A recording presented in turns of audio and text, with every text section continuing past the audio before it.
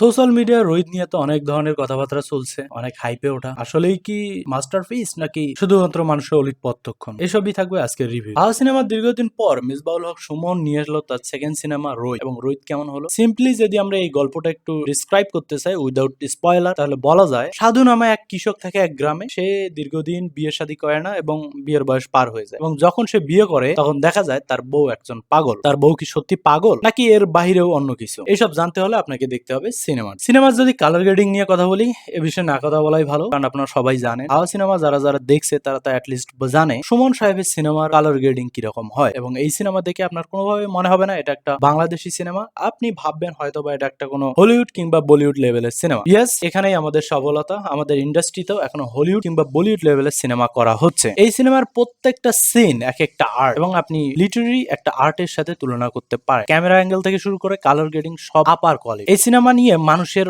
মাঝে অনেকখানি উত্তেজনা কাজ করছে, কারণ এটা মিসবাউল হক সুমনের সিনেমা, যে ডিরেক্টর হাওয়া সিনেমা ডিরেক্ট করেছিল। এবার যদি আমরা অ্যাক্টিং এ আসি, নাজিবা তুর্সি কিংবা মুস্তাফিজুর নূর তারা আসলে অ্যাক্টিং এ ফাটাই দিছে পুরা। তাদের অ্যাক্টিং নিয়েও কোনো কথা বলার কিছু নেই। তাদের যে কস্টিউম, এইটা সবচেয়ে ইম্পর্টেন্ট বিষয়। নাজিবা তুর্সি এমনিতে আমরা তাকে চিনি গ্ল্যামার গার্ল হিসেবে, কিন্তু এই সিনেমায় তাকে যে কস্টিউমটা পরানো হয়েছে পুরাই পাগল একটা কস্টিউম। তাকে দেখে কোনোভাবে মনে হবে না সে কোনো এককালে কোনো একটা গ্ল্যামারাস বিউটি ছিল। তাকে দেখে সত্যি মনে হয় তিনি একজন পাগল, এবং গ্রামের খুব নিম্নমানের একজন পাগল। তার নখের ভেতর ময়লা, তার শরীরে ময়লা, তার স্কিন টোন এতটাই বাজে যে আপনার দেখে মনে হবে ইয়াস এটা গ্রামের কোনো একজন পাগল। এবার মুস্তাফিজুর নূরের কথা যদি বলি, তিনি একটা টিপিক্যাল কৃষক। ইয়াস, তার ক্যারেক্টার এখানে ঠিক কৃষকের মতোই ছিল। তবে এই সিনেমায় বিশেষ যে দিক সেটা হচ্ছে বিভিন্ন ম্যাটাফর ইউজ। প্রত্যেকটা সিনে এক একটা ম্যাটাফর ইউজ করা হয়েছে। আপনার কখনো মনে হবে যে এটা মনে হয় আদম হাওয়ার সেই গন্ধম খাওয়ার গল্পকেই পোর্ট্রেট করতেছে। আবার যখন নাজিবা তুর্সি মুস্তাফিজুর নূরকে একটা ফল দিতে ধরে,